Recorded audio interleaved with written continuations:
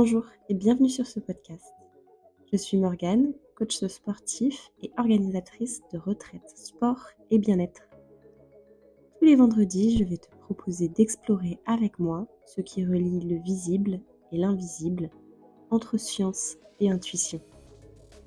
Je t'invite à marcher un bout de chemin avec moi à la rencontre de ton énergie, de ta vitalité et de ta lumière. Prends une grande inspiration et dépose-toi ici et maintenant. Je fais une parenthèse pour vous parler de la retraite vitalité qui aura lieu le 13 et 14 décembre à Gif-sur-Yvette. Je vous invite à aller voir sur les sites, sur ma description, sur mon profil. Vous avez absolument tous les liens. On va aborder des pratiques spirituelles, mais aussi des pratiques sportives pour aller vers le bien-être, vraiment en voyageant entre le visible et l'invisible, comme ce que je vous offre pendant les podcasts. Allez faire un tour sur le site internet, regardez-vous sur le programme, il va être incroyable. Il va y avoir une numérologue, une coach sportif, une masseuse, vraiment de quoi prendre soin de vous, et la villa est au top, avec sauna, jacuzzi, bain froid, feu de cheminée, enfin, suite privative, quoi. Vraiment, je vous mets très très bien. Donc, allez faire un tour sur le site internet pour vous renseigner. La retraite Vitalité, 13-14 décembre 2025 à Gif-sur-Yvette dans l'Essonne, 91. Aujourd'hui, un sujet que j'aime beaucoup, c'est croire en soi, avoir de la confiance en soi. J'aime beaucoup ce thème parce qu'il est à la fois dépendant de nous en tant qu'individus, ça nous regarde, et il est super influencé par notre environnement, par la société, par notre éducation. Donc je trouve ça fabuleux de voir comment l'environnement impacte quelque chose d'aussi intime, personnel et important que la confiance en soi, que le fait de croire en soi. Donc je trouve que c'est un super thème, sur lequel, il faut prendre le temps vraiment de se poser et de réfléchir. Hem et notamment parce que, il est prouvé que les personnes qui croient en elles, qui ont confiance en elles, ont une meilleure efficacité dans les choses qu'elles entreprennent. C'est fascinant d'ailleurs de voir comment la plupart des gens vont mettre de la confiance en des choses extérieures, vont croire dans le projet de quelqu'un d'autre, vont être même capables parfois d'investir du temps, de l'argent dans des projets qui ne sont pas les leurs, parce qu'on a plus de facilité bizarrement à projeter la confiance, à la mettre en dehors de nous, comme si hop, ça dépend plus de nous et on est, sauvés quelque part. Alors que pourtant, croire en nous, c'est encore, là qu'on a toutes les cartes et qu'on pourrait être le plus efficace, les plus opérationnels. Les gens qui croient en eux, qui mettent leur confiance, leur croyance en eux, en leurs capacités, performent et réussissent mieux que les autres. Donc c'est fou cette gymnastique du cerveau auquel on est assez peu habitué, ou on a peur en tout cas de le faire.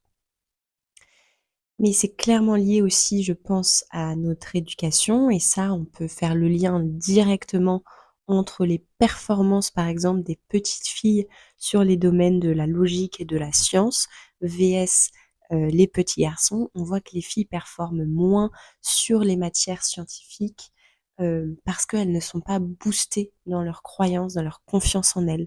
Elles n'entendent pas assez, attention, ça c'est important, elles n'entendent pas assez qu'elles sont capables, et du coup elles en doutent, et le doute entraîne ensuite le fait de ne pas y arriver.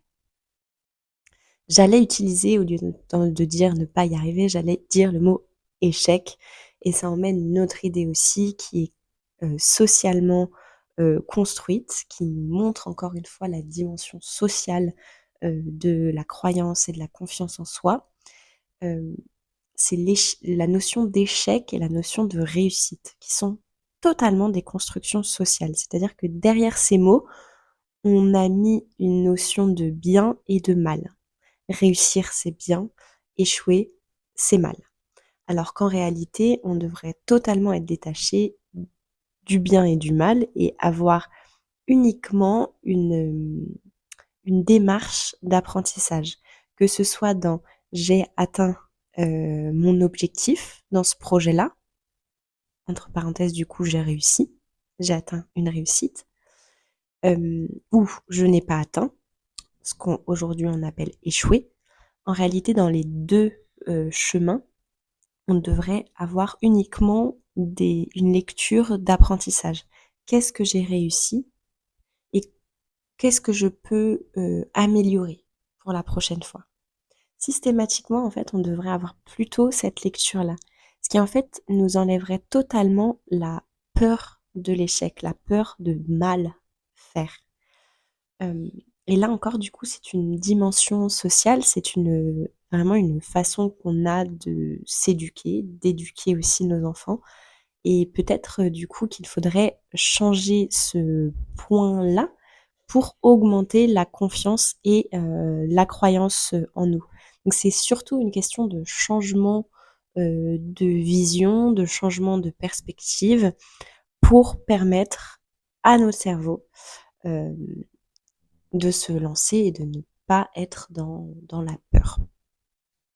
Pour ça, il y a plusieurs exercices qui sont possibles. Il y a l'exercice notamment de la pensée positive. Donc le fait de se répéter qu'on est capable, ça va être un game changer, ça va permettre de booster la confiance en soi. Le cerveau va entendre qu'il est capable et il va tout mettre en œuvre pour coller à l'idée de base.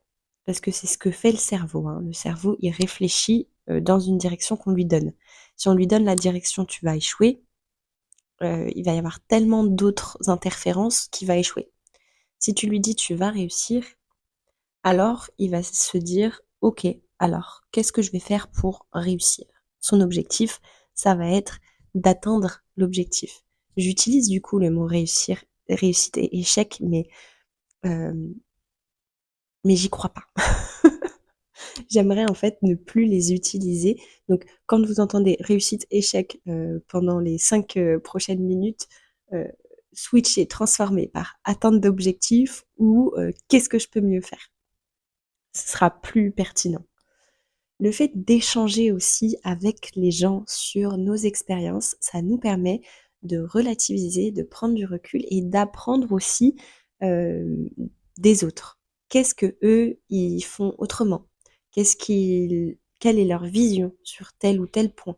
Ça nourrit votre cerveau de chemins possibles. Là où lui, peut-être il aurait vu un ou deux chemins, trois, quatre, là il va en voir peut-être 10, 15, il va faire des croisements en fonction aussi de votre expérience, de votre vécu, et ça va vraiment nourrir les possibilités et augmenter en fait vos chances de réussite. Donc la pensée positive, ça c'est quelque chose que vous pouvez pratiquer vous-même. Et l'échange en groupe, n'hésitez pas à parler de vos projets, à parler de vos expériences avec les gens qui vous entourent. Et d'ailleurs, c'est quelque chose que je fais dans les retraites, c'est que les groupes qui participent au séjour bien-être sportif ont toujours des temps d'échange sur leur vie, sur leur expérience, parce que, à mon sens, c'est une façon d'apprendre qui booste mes fois 1000, 10 000, 30 000, 50 000. Euh, le fait aussi de penser étape par étape, donc de penser un projet avec des intentions qui sont des intentions accessibles, euh, permet de booster votre confiance, votre croyance et de changer, de twister votre approche d'un projet. Donc des intentions claires, acceptables et dans un périmètre d'action facile. Ça va permettre à votre cerveau vraiment d'avoir des visions claires de là où il doit aller. Et plus vous faites du step by step, étape par étape simple, plus vous vous rapprochez de la concrétisation de votre projet. Donc il faut savoir où vous voulez aller, y croire avec les pensées positives, échanger avec des gens pour avoir une vision encore plus globale et procédez étape par étape. Faites confiance à la marche suivante, pas aux 10 marches d'après, mais à la marche qui vous attend le lendemain. Enfin, le dernier petit outil que je vous propose, c'est de noter vos victoires, même les plus insignifiantes, celles que vous pensez les plus insignifiantes, notez-les. Ça peut être un truc tout bête, je sais pas, euh, vous mangez très peu de légumes, ben, aujourd'hui vous avez mangé un légume. Ça, c'est une petite victoire. En fait, dès qu'il y a un truc sur lequel vous ne vous sentez pas forcément capable, mais finalement vous l'avez fait et ça vous a fait kiffer, ou pas d'ailleurs, notez-le. Notez toutes vos petites, je mets des guillemets, victoires.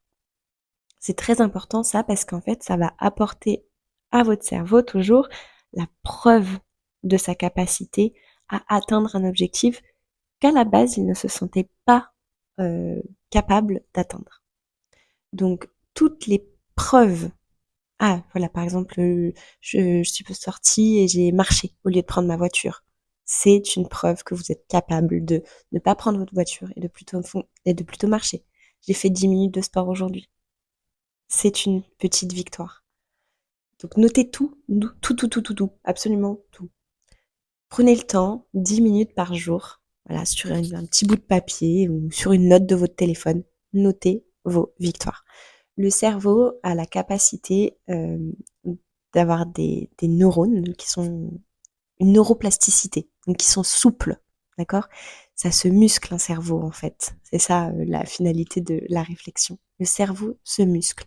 Par ces petits exercices que vous allez faire, votre cerveau va gagner en force, va gagner en puissance, va gagner en capacité à rebondir, à trouver de nouvelles idées, à s'inspirer.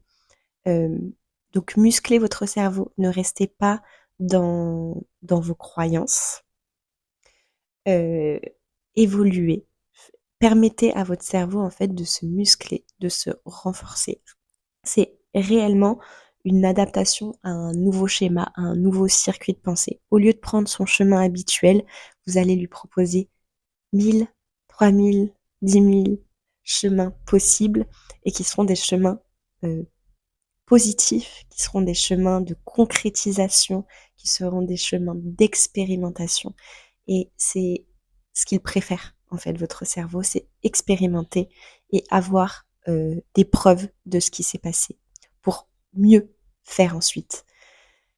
Vraiment, j'invite que vous vous imaginiez à chaque fois comme un enfant qui apprend à marcher, qui va chuter et qui va se relever. Tout le temps, tout le temps. L'enfant qui chute quand il apprend à marcher, il se relève et il remarche.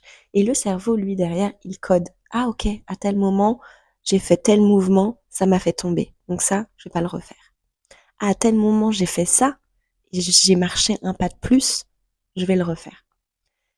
Permettez à votre cerveau vraiment de connaître ces moments où il chute et ces moments où il euh, parvient à faire son objectif, à conclure, parce que c'est comme ça que vous allez progresser, que vous allez travailler votre croyance et votre confiance en vous. Réfléchissez bien à ce thème, croire en soi. Dites-moi en commentaire si vous avez confiance en vous, si c'est quelque chose de simple pour vous, ou bien s'il y a des projets sur lesquels vous bloquez parce que vous pensez que vous n'avez pas la capacité à. Donc vous avez la force d'inspirer et d'être inspirant. Mettez-moi en commentaire une petite anecdote pour nourrir ce podcast. Merci d'avoir partagé ce moment avec moi. Si tu veux soutenir ce podcast et continuer ce chemin, abonne-toi sur mes différentes plateformes que tu retrouveras en description. Laisse-moi un petit mot et partage-le autour de toi. On se retrouve vendredi prochain pour un nouveau thème que j'annoncerai dimanche sur Instagram. Rejoins-moi là-bas pour préparer ce chemin ensemble et d'ici là, passe un bon week-end.